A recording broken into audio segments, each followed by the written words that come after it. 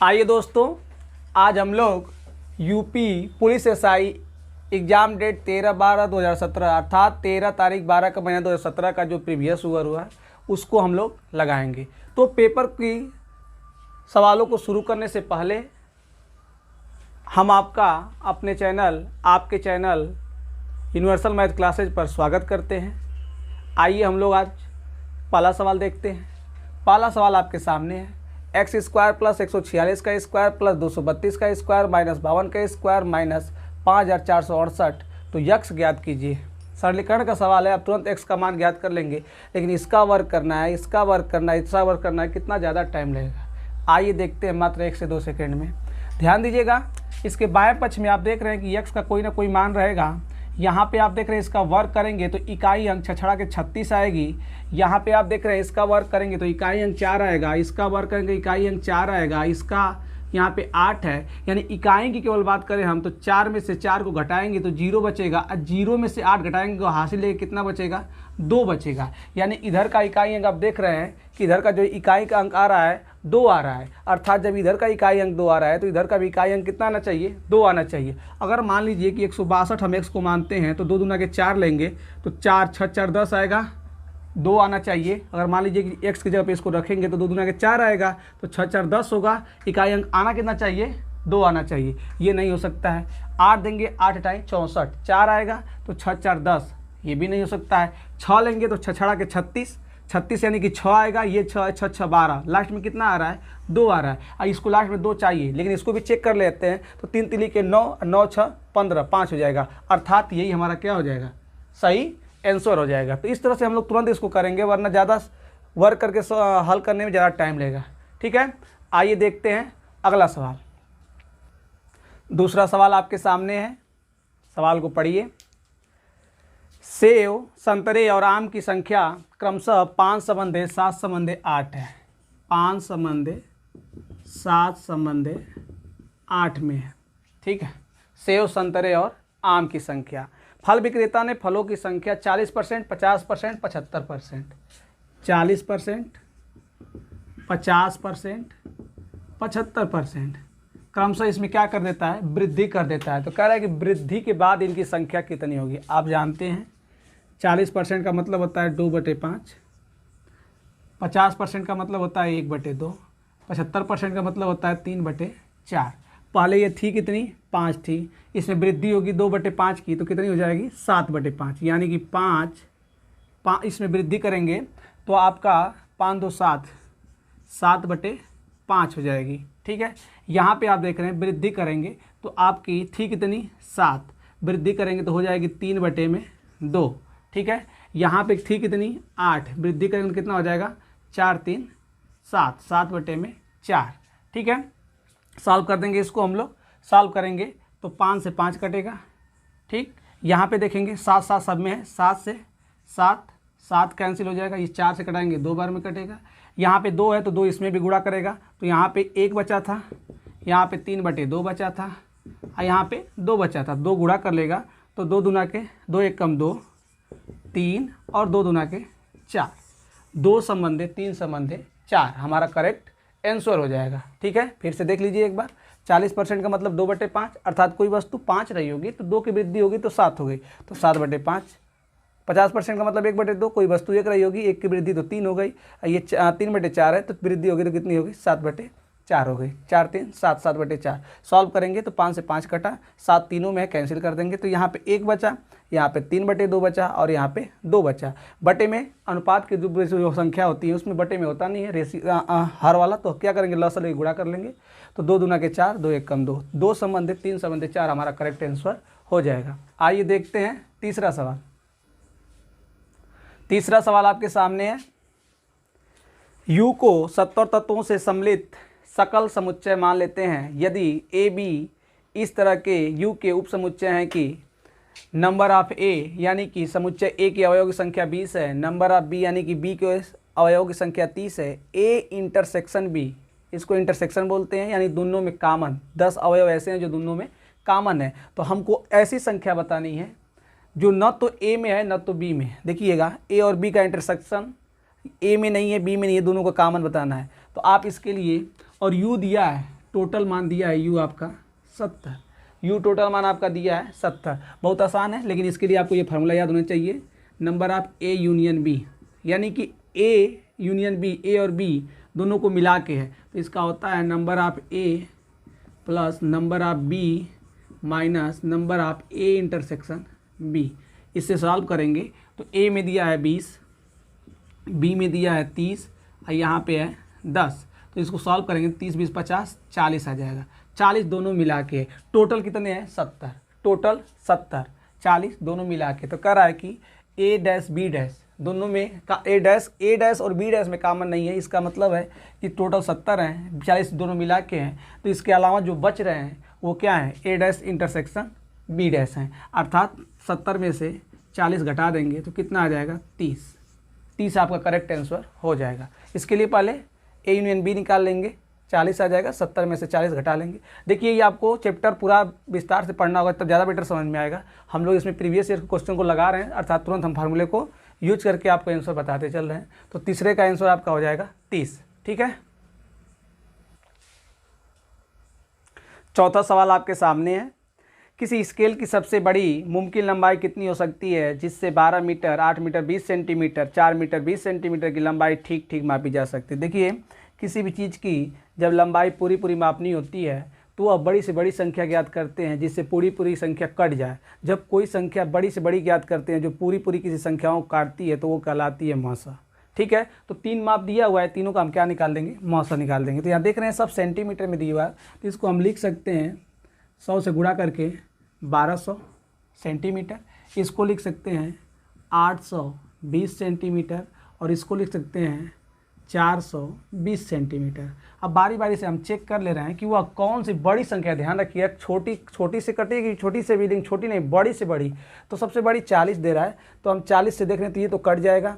40 से जब इसको देखेंगे तो ये 40 से नहीं कटेगा, अर्थात 40 हमारा आंसर नहीं होगा, ठीक। 30 से चेक करेंगे तो 30 से तो ये कट जाएगा, लेकिन 30 से ये नहीं कटेगा, ये नहीं कटेगा तो ये भी नहीं हो सकता है। अब बारी आती है 20 की, तो 20 से देख रहे हैं तो यो कट जाएगा, 20 से यो कट जाएगा और 20 से यो कट जाएगा, तो 20 हमारा क्या हो जाएगा, सही आंसर हो जाएगा। देखिए इसमें हमने किया क्या, जब भी ऐसी संख्या पूछता है कि पूरी नाप सके तो उसके लिए मौसा ज्ञात करते हैं, ठीक। मौसा अर्थात मौसा क्या होता है, तो मौसा वह संख्या होती है जो उन संख्याओं को पूरा काट दे, विभाजित कर दे। तो हम इसमें बार इसका मौसा निकाले जाएंगे, टाइम वेस्ट होगा। 4 ही तो ऑप्शन है, तो हम बड़का शुरू कर लेंगे इसमें। तो बड़का 40 दिया, 40 से नहीं कटा, 30 से नहीं कटा, 20 से कट गया, हमारा आंसर हो जाएगा। 20 से नहीं कटा तो हम 10 से चेक कर लेते, तो हमारा ऑप्शन नंबर ए 20 सेंटीमीटर इसका क्या हो जाएगा, आंसर हो जाएगा। अर्थात वह माप 20 सेंटीमीटर का है जिससे पूरा मापा जा सकता है, ठीक है।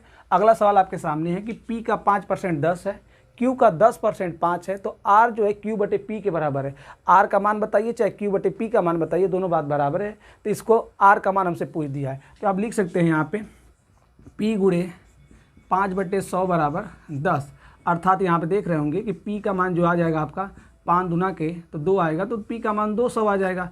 इसको हल करेंगे तो 10 गुणे 10/100 बराबर 5, इसको हल करेंगे तो आपका आ जाएगा 5 से कटेगा 2 बार में, 2 से कटेगा 50 बार में, यानी Q का मान आपका आ गया 50। तो कह रहा है Q बटे P बताइए, Q बटे P, तो Q का मान 50 ये है, तो आप कटा देंगे तो आपका आ जाएगा Q बटे P का मान 0 से 0 कट जाएगा 1/4। Q बटे P R के बराबर है, R का मान बताना है, तो R का मान R जो है Q बटे P के है, तो चाहे R बताइए चाहे Q बटे P बताइए। तो यहाँ से Q का मान, यहाँ से P का मान, तो 1/4 हमारा क्या हो जाएगा, करेक्ट आंसर हो जाएगा, ठीक है। छठवां सवाल है 110/x का 42/5 बराबर 840। तुरंत सॉल्व करिए इसको, 0 से 0 कट होगा, यह का मतलब गुणा होता है, 42 से कटाएंगे आपका 2 बार में जाएगा, 5 दूना के 10, यक्स का मान बताना है, 11 में क्या हो जाएगा 10, 11/10 आंसर हो जाएगा, ठीक है। 7वां सवाल आपके सामने, पढ़िएगा सवाल। एक टंकी में एक रिसाव है जो उसे 16 घंटा में खाली कर देता है। एक रिसाव के कारण है, मान लीजिए टंकी बी है जो क्या कर रही है, रिसाव कर रही है, और 16 घंटे में ये क्या कर दे रही है, खाली कर रही है। खाली का मतलब माइनस है, ठीक है। दूसरी एक है इसमें जिससे कि एक नल खोला जाता है जिससे कि 1 मिनट में 12 लीटर पानी प्रवेश करता है, और अब टंकी 24 घंटे में खाली होती है। देखिए 24 घंटे में खाली होती है, इसका मतलब कि पानी हम भर रहे हैं तब भी खाली हो गई, अर्थात जो आपकी जो टंकी खाली करने वाली लगी है, नल जो रिसाव वाला है उसका ज़्यादा तेज रिसाव कर रहा है, पानी ज़्यादा तेज़ी से निकल रहा है, क्योंकि भरने के बाद वो कुछ भर ही नहीं रही है, पानी निकल जा रहा है। इसका मतलब रिसाव वाले का मान क्या है, ज़्यादा है। तो जब दोनों हम खोल देते हैं, यानी बी आपका क्या करेगी, निकालने का काम कर रही है, और ए उसमें भरने का काम कर रही है। तो बी माइनस ए जो है ये निकालने का जो काम कर रही है, ये टोटल आपका कितना समय लग जा रहा है, 24 लग जा रहा है। ठीक है, तो इन दोनों का हम क्या ले लेंगे, लासा 24, तो देख लेंगे इसका लासा हो जाएगा 48, 16 तियाँ 48 हो जाएगा, और 24 दूना के 48 हो जाएगा। अर्थात जो खाली करने वाली है उसका रेशियो निकल के आ गया आपका 3। ठीक है, जो रेशियो इसका 3 निकल के आ गया, और इसका कितना निकल के आ गया आपका 2 निकल के आ गया। ठीक, अब ध्यान दीजिएगा, इसमें बी हम पहले लिखे हैं, ए बाद में लिखे हैं। इसका रीज़न ये है कि खाली करने वाली जो है ये पानी ज़्यादा निकाल रही है कम समय में, ये कम, उसके अपेक्षा ये कम में है, इसीलिए भर नहीं पा रही है, खाली हो जा रही है। तो देखिए बी का मान यहाँ पे जो क्षमता आया 3 आया है, और बी माइनस ए का जो आया है वो 2 आया है। तो जब इसमें हम बी का जगह पे 3 रखेंगे, तो 3 रखने के बाद ये माइनस ए बराबर 2 है, तो यहाँ से ए का निकल के आ जाएगा, ए उधर जाएगा, 3 में से 2 जाएगा, 1 आ जाएगा। यानी कि जो भरने वाली टंकी है, इसमें हम बी खाली करने वाली माने थे, ए भरने वाली माने थे, तो इसकी जो क्षमता है वो 1 की है। टोटल भरना कितना है, 48, और भरे किस हिसाब से 1 की, तो कितना समय ले लेगी, 48 घंटे लेगी।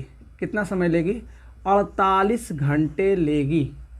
फिर से समझ लीजिएगा, खाली करने वाले का दिया था, खाली करने वाला पहले हम लिखेंगे, ये बाद में रहेगा, तो इसके हिसाब से 24 लग रहा था, इसका 2 आएगा, ऐसे हम देख लेंगे 48 हो जाएगा, इसका 2 आ जाएगा, इसको हम 2 माइनस करेंगे तो ए का मान 1 आ जाएगा, यानी कि ए की जो क्षमता आ गई वो 1 आ गई। तो टोटल कितना समय लेगी भरने में, तो टोटल टंकी को भरने में 48 घंटे लेगी। ठीक है, 48 घंटे भरने में लेगी। हमसे कहा है कि क्षमता बताइए, क्षमता का मतलब होता है टंकी में कितना पानी अट सकता है। इसमें दिया है कि 1 मिनट में 12 लीटर पानी प्रवेश करता है।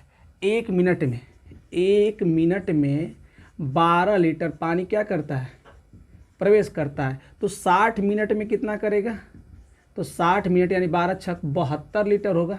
ठीक है, 72 लीटर। और ध्यान रखिएगा, ये 60 मिनट का मतलब होता है 1 घंटा। हमको 48 घंटे में ये भरेगी ना उसको, तो 48 घंटे में कितना पानी भरेगी वही उसकी क्या हो जाएगी, क्षमता।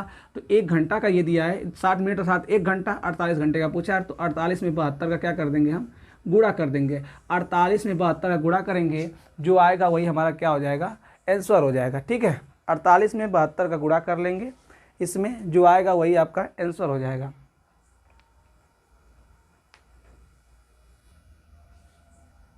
इसमें देखिएगा, इसमें 60 से जब हम गुणा किए हैं तो आपका 720 आएगा, माफ़ करिएगा इसके लिए 720 आएगा। ठीक है, 720 कर लेंगे यहाँ पे, और इससे भी आप कर लेंगे, और लास्ट में 0 सभी ऑप्शन में दिखाई दे रहा होगा आपको। लेकिन आप ध्यान दीजिए कि इसमें गुणा करेंगे तो 8 दूना के 16 आएगा, और 16 पे एक तो लास्ट में 6 आएगा, इसके बाद एक 0 रहेगा। जिसके लास्ट में 60 है वही हमारा आंसर सही हो जाएगा। अगर कई को है तो गुणा कर लीजिए, कई टिक मारिए, आगे बढ़िए। तो ऑप्शन नंबर डी देख रहे होंगे, उसके लास्ट में 60 दिया। ठीक है, यहाँ पे मिस्टेक हो गया था, 60 से गुणा करेंगे तो 720 आएगा। ठीक है, और फिर 1 घंटा का बात है ये, 48 घंटा में कितना होगा, तो इतना हो जाएगा। तो पूरा गुणा करने से कोनो फायदा नहीं है, इसमें आप इतना से हो जाएगा। अगर कई ठो मैच करता तो हम गुणा कर लेते। ठीक है दोस्तों, आइए देखते हैं अगला सवाल। 8वां सवाल आपके सामने है, पढ़िएगा। मैनेजमेंट शब्द के अक्षरों को कितनी तरह से क्रमबद्ध कर सकते हैं ताकि स्वरों और व्यंजनों की तुलनात्मक स्थिति वैसी ही रहे जैसी मैनेजमेंट में है। ध्यान रखिएगा, इसमें तुलनात्मक कह रहा है, अर्थात इसमें मैनेजमेंट शब्द दिया है। तो तुलनात्मक का मतलब कि जो व्यंजन है एक साथ, स्वर जो है एक साथ, तो व्यंजन को हम एक साथ करेंगे तो यम, यन, जी, यम, यन, यम, यन, जी, यम, यन और टी। स्वर को एक साथ करेंगे तो ए, ई, ई। ठीक है, ये एक साथ, ये एक साथ, तो ये कितने हैं, तो 1 2 3 4 5 6, तो ये आपस में चेंज होंगे फैक्टोरियल 6 से। आप देख रहे होंगे जो संख्या डबल रहती है, जो अच्छा डबल रहता है उससे हम क्या करते हैं, भाग देते हैं। तो यम का ठो है 2 ठो, तो फैक्टोरियल 2 से भाग देंगे। और इसमें यन 2 ठो है तो फैक्टोरियल 2 से भाग देंगे। ठीक उसी प्रकार से ये टोटल कितने हैं, 4, तो फैक्टोरियल 4 हो जाएंगे। इसमें भी ए 2 ठो है तो फैक्टोरियल 2 करेंगे, इसमें ई कितना है 2, फैक्टोरियल 2 करेंगे। इसको सॉल्व कर देंगे और हमारा आंसर आ जाएगा। तो सॉल्व कर लेंगे, 6 5 4 3 2 1 बटे में 2 गुणे 2, इसको करेंगे 4 3 फैक्टोरियल 2 2 से 2 कैंसिल हो जाएगा, 2 से करेंगे इसको तो 2 3 दूना के 6, यहाँ से आपका 6 आएगा, इसको सॉल्व करेंगे 2 दूना के 4 कट जाएगा, 6 5 30 आ जाएगा, 3 दूना के 6 आएगा, 3 दूना के 6 आएगा, यहाँ से भी 6 आएगा, 6 छड़ा के 36, 36 में 3 करेंगे, 3 6 18, 3 3 9 1 10, इस पर एक तो 0, अर्थात 1080। कुल मिला के इसको सॉल्व कर लेंगे तो आपका आंसर आ जाएगा 1080 आपका आंसर सही हो जाएगा। ठीक है, 9वां सवाल आपके सामने है, पढ़िएगा। जिन अंकों में 56 का फर्क हो और पहले अंक का दूसरे का 2/9 हो, दूसरे का 2/9। देखिए ध्यान से कह रहा है कि जो पहला अंक है दूसरे का 2/9 है, दूसरे का जिसका रहता है उसको हम नीचे वाले को मान सकते हैं। तो अगर मान लें कि दूसरा जो है हमारा 9 है, दूसरा हमारा 9 है तो 2/9 कह रहा है, तो 2/9 अगर पहली संख्या हमारा, अगर इसमें हम मान लें दूसरे को 9, तो कह रहा है कि पहली संख्या जो है दूसरा 2/9 है, 2/9 का मतलब ये आपकी क्या हो जाएगी, पहली हो जाएगी। ध्यान समझिएगा, तुरंत लगेगा इससे। दूसरी मान ले अगर 9 तो पहली कितनी हो जाएगी, 2। इन दोनों का अंतर, फर्क मतलब होता है अंतर, डिफरेंट। कह रहा है कि 56 है तो यहाँ पे कितने का अंतर है, ये 2 है, ये 9 है, कितने का अंतर है, 7 का। तो 7 कितने के बराबर होगा, 56 के। तो 1 रेशियो का मान कितना होगा, 8। पहली संख्या कितनी हो जाएगी, 8 दूना के 16। दूसरी संख्या कितनी हो जाएगी, 8 9 72। खत्म हो जाएगा तुरंत। ठीक है, तनिक भी समय नहीं लगेगा। इसमें फिर ध्यान रखिएगा, जिसका कहेगा नीचे वाले को वही मानिएगा। कह रहा है कि दूसरी का 2/9, तो दूसरी 9, पहली 2। कहता कि 2/9 कम है तो 2 घटा के 7 लेते, बढ़ा के कहता तो जोड़ के लेते, लेकिन 2/9 बोला है तो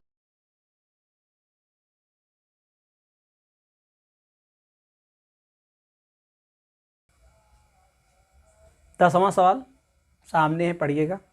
हर एक काम का 25% हिस्सा 5 दिनों में कर सकता है। इस काम से 20 गुना बड़ा काम करने में कितने दिन लगेगा। देखिए तुरंत केवल मुंह से पढ़ते सवाल आंसर आ जाएगा।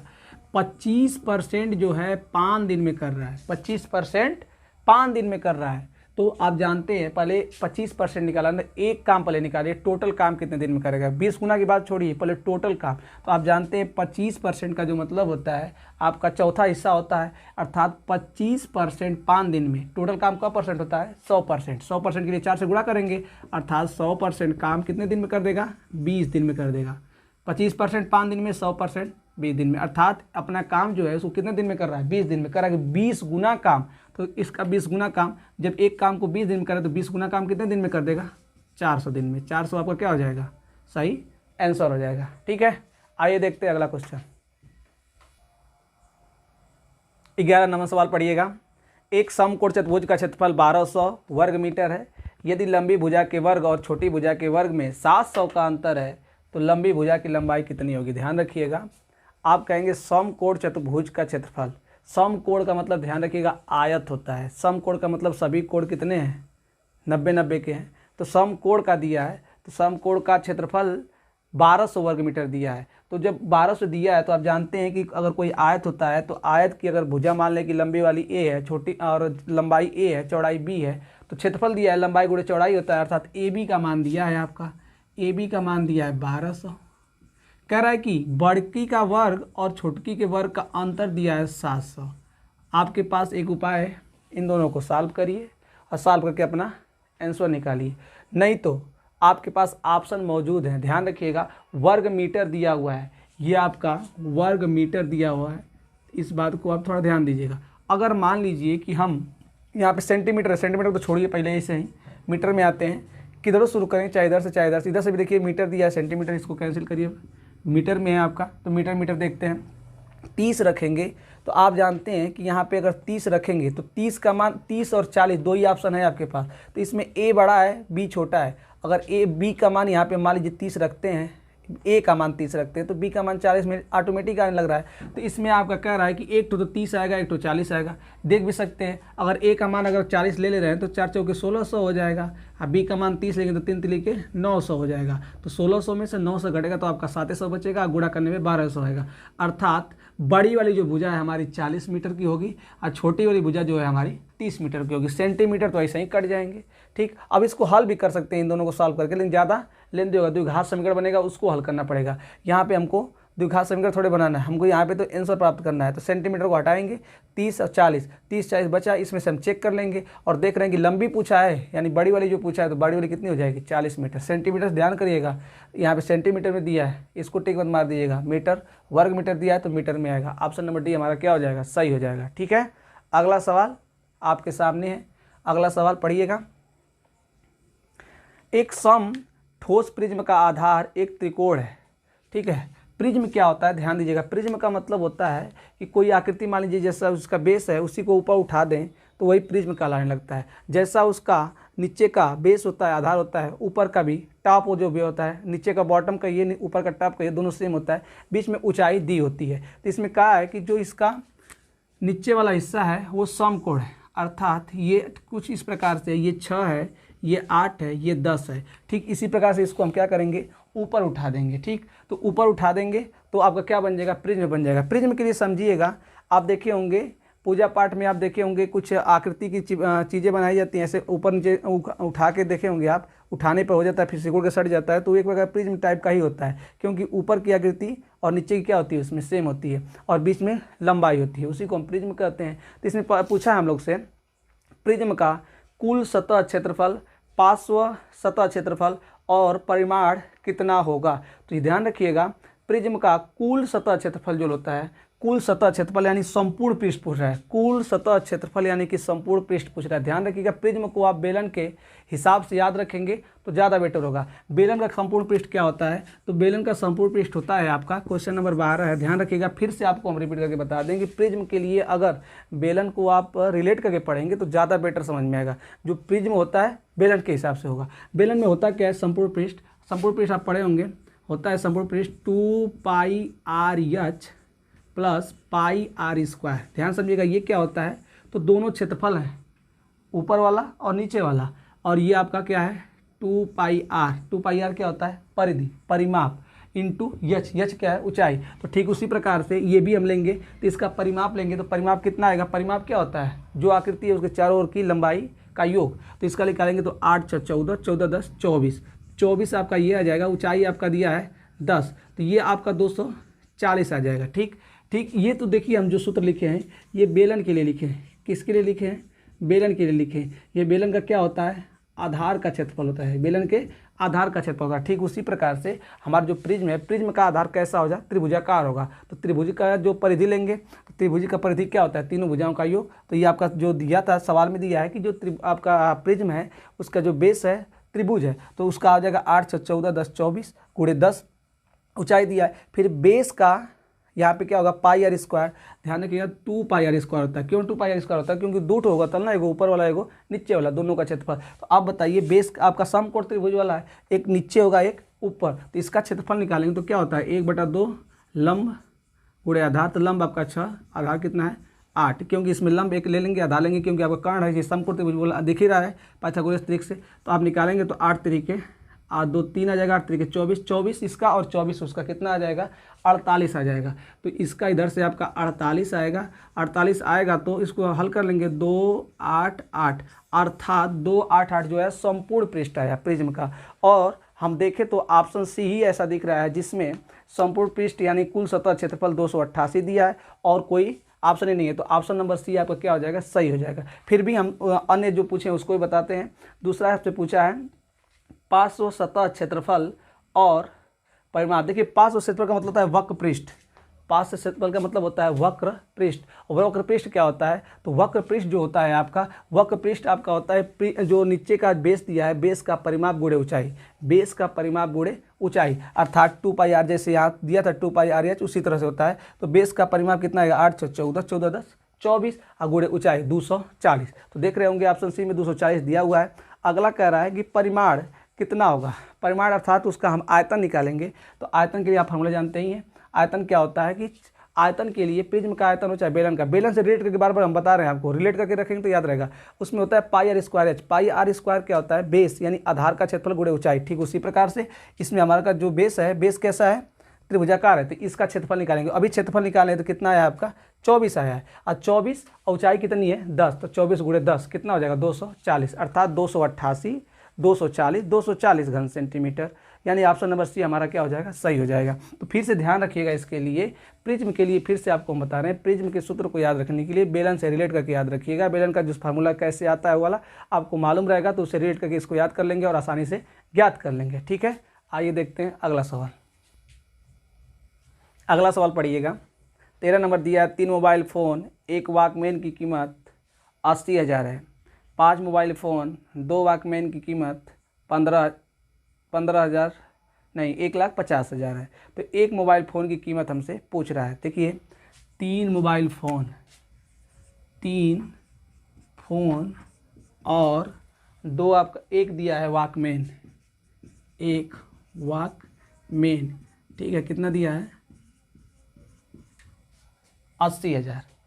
ठीक है, आगे 5 मोबाइल फ़ोन, 5 मोबाइल फ़ोन और 2 वॉकमैन का दिया है 1,50,000। तो हमसे पूछ रहा है एक मोबाइल फ़ोन की कीमत कितनी है। ध्यान रखिएगा, 2 इक्वेशन बना, दोनों को हल करना है, लेकिन हम लोग पेन यूज नहीं करेंगे, डायरेक्ट इसको लगाएंगे। ऐसा सवाल जब भी आपको देगा तो ध्यान रखिएगा, जब फ़ोन का पूछा है तो इसमें से वॉकमैन को ख़त्म करना है, वॉकमैन का पूछेगा तो फ़ोन का ख़त्म करना है। तो अब बताइए, इस इक्वेशन बन चुका है, इक्वेशन को हल करना आप जानते हैं। इसको करने बराबर करने के लिए हम क्या करेंगे, इक्वेशन है यहाँ पे 2 है, यहाँ पे 1 है, आप कहेंगे सर इसमें 2 से गुणा कर दीजिए। 2 से गुणा करेंगे तो ये 2 3 6 हो जाएगा, 2 1 कम 2 हो जाएगा, और 2 8 16, यानी 1,00,000 ये आपका 60,000 हो जाएगा। ठीक है, अब समीकरण 1 बनेगा, ये समीकरण 2 बनेगा। समीकरण 1 में से समीकरण 2 को क्या करेंगे, घटाएंगे, तो वॉकमैन से वॉकमैन घट के खत्म हो जाएगा। 6 गो फ़ोन में से 5 गो फ़ोन घटेगा तो 1 गो फ़ोन बचेगा, इधर से 1 गो फ़ोन बचा। इधर ध्यान रखिएगा 1,60,000 है और 1,50,000 है, घटाएंगे तो क्या आ आएगा 10,000 आएगा। और आपसे यही तो पूछा था एक फ़ोन का दाम कितना होगा, तो एक फ़ोन का दाम 10,000 हो जाएगा। तुरंत हम इसको कर लेंगे। अगर मान लीजिए कि 2-3 किसी का पूछता तो 2-3 का निकाल लेते, वॉकमैन का पूछता तो इन दोनों को बराबर करके घटा के ख़त्म कर देते, वॉकमैन का लगा देते, जिसका पूछेगा उसका हम लोग कर लेंगे। अगला सवाल पढ़िएगा 14 नंबर। अपनी सामान्य से 3/4 रफ्तार से चलते हुए रमेश को घर पहुंचने में 20 मिनट की देरी हो जाती है। रमेश को घर पहुंचने में सामान्य कितना समय लगता होगा, ये ज्ञात करिए। ध्यान रखिएगा, जब किसी भी चीज़ का दूरी बराबर हो, दूरी बराबर होता है तो चाल का अनुपात का उल्टा जो होता है समय का अनुपात होता है। चाल का अनुपात दिया है उसका उल्टा करेंगे तो समय का, समय का दिया है उसका उल्टा करेंगे तो चाल का। इसमें कह रहा है कि चाल उसकी 3/4 हो जाती है। अगर हम मान लें कि पहले चाल 4 थी, अब कितनी हो जाती है 3 हो जाती है। पहले चाल कितनी थी 4 थी, अब कितनी हो जाती है 3 हो जाती है। तो समय की बात करेंगे तो समय आप कहेंगे 3 से 4, क्योंकि दूरी सेम है, दूरी सेम है तो चाल का अनुपात जो है उल्टा हो जाएगा समय का। अब देखिए पहले समय अगर मान लें कि 3 लगता था, अब समय 4 लग रहा है, तो इसमें कह रहा है कि 20 मिनट की देरी होती है। और यहाँ पे कितने की देरी हो रही है 1 की, अर्थात 1 जो है कितने के बराबर है 20 के। तो 3 कितने के बराबर होगा 60 मिनट के, और 4 कितने के बराबर होगा 20 चौके 80 मिनट के। हमसे पूछा है पहले वाला, अर्थात 60 मिनट हमारा क्या हो जाएगा, 60 मिनट हमारा सही आंसर हो जाएगा। ठीक है, आइए देखते हैं अगला सवाल। 2001 के पहले का वह कौन सा साल है जिसका कैलेंडर 2001 के जैसा ही होगा। आपको मालूम है कि कोई भी दिया रहता है कैलेंडर वाला सवाल में, तो 11 वर्ष के बाद क्या करता है वो रिपीट करता है। तो 2001 की तरह दिखने वाला 2001, ध्यान दीजिएगा 2001 की तरह दिखने वाला 11 साल पहले वाला कैलेंडर होगा। 11 साल पहले का मतलब क्या 1990, अर्थात 1990 में 11 जोड़ा गया होगा तो 2001 आया होगा। तो 1990 और 2001 वाला क्या होगा, एक समान होगा। तो ऑप्शन नंबर डी आपका क्या हो जाएगा, सही आंसर हो जाएगा 1990। ठीक है, 1990, उसमें आप 11 जोड़ेंगे तो 2001 ही करेगा, तो 1990 आपका क्या हो जाएगा, सही आंसर हो जाएगा। आइए देखते हैं अगला सवाल। अगला सवाल पढ़िएगा। भारत और ऑस्ट्रेलिया के बीच एक क्रिकेट मैच के पहले 20 ओवरों में भारत की प्रति ओवर रन रेट था 7, अब 45 ओवरों में 425 रनों का लक्ष्य पाना है। भारत के लिए न्यूनतम कितनी औसत बनाए रखनी जरूरी है ताकि ये पक्का हो जाए कि ये खेल भारत जीत जाएगा। ठीक है, देखिएगा टोटल 45 ओवर है, टोटल 45 ओवर हैं। 45 ओवर में आपको 425 रनों का लक्ष्य है, 425 रनों का लक्ष्य है। कह रहा है भारत और ऑस्ट्रेलिया के बीच एक क्रिकेट मैच के पहले 20 ओवर में 7 के रन रेट से 20 के हिसाब से 20 ओवर में 7 के रन रेट से कितना रन बन गया 140।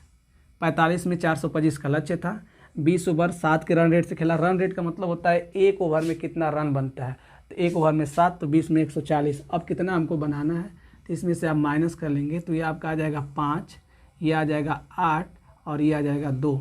5 8 4 12, 2 1 3 1 4, 285 रन हमको बनाना है। और रन रेट पूछ रहा है अर्थात एक ओवर में कितना रन, तो ये 285 रन है। 20 ओवर ख़त्म हो गए तो 25 ओवर आपके बचे हुए। 25 ओवर में आपको 285 बनाना है, तो एक ओवर में कितना बनाना होगा, तो इसमें आप 285 में 25 से भाग देंगे तो 25 से कम 25 बचेगा 3 5, 25 से कम 25 आपका 10 बचेगा, दशमलव लगाएंगे, 0 बढ़ाएंगे तो 25 चौके 100, यानी 11.4 के रन रेट से क्या करना पड़ेगा, रन बनाना पड़ेगा, तो जीत क्या हो जाएगी, पक्की हो जाएगी। ठीक है, आइए देखते हैं अगला सवाल।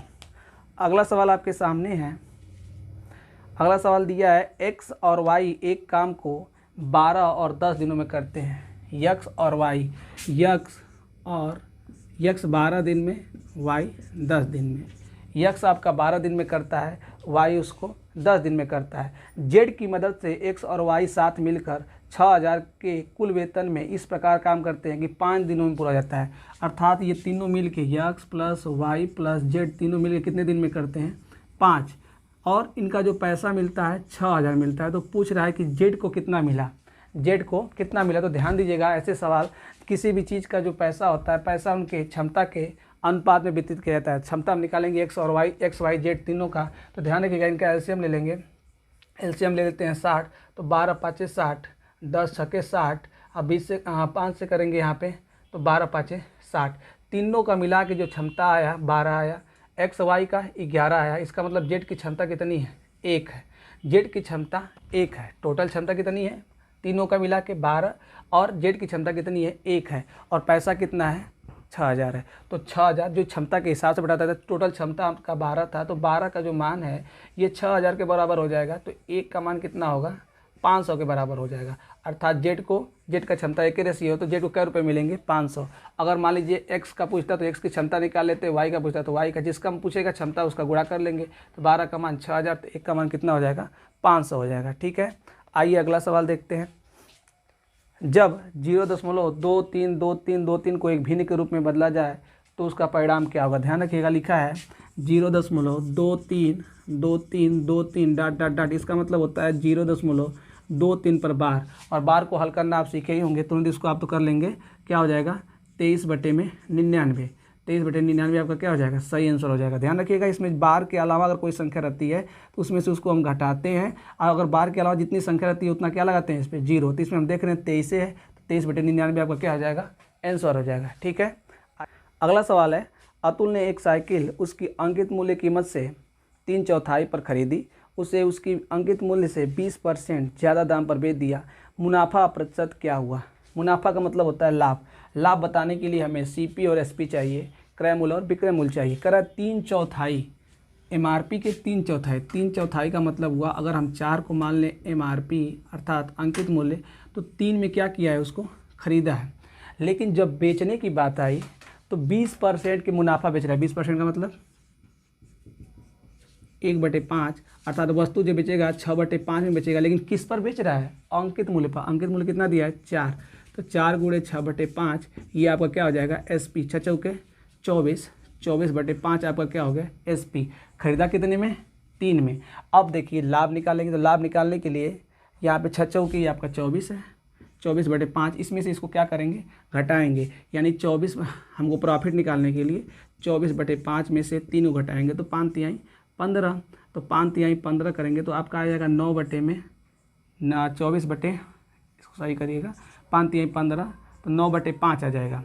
फिर से एक बार देखिए, 6/5 करेंगे, 4 का 6 6 चौके 24/5, घटाएंगे 3 को क्योंकि खरीदे 3 में है, तो ये कितना का मुनाफा हो रहा है, तो 24/5 - 3, तो 5 3 15, घटाएंगे तो 5 और 9/5 आ जाएगा। अब पूछ रहा है कि हमको परसेंट बताना है इसी का, तो लाभ कितना हुआ 9/5, किस पर हुआ, तो 9/5 किस पर, क्रय मूल्य कितना है 3 पर, गुणे 100।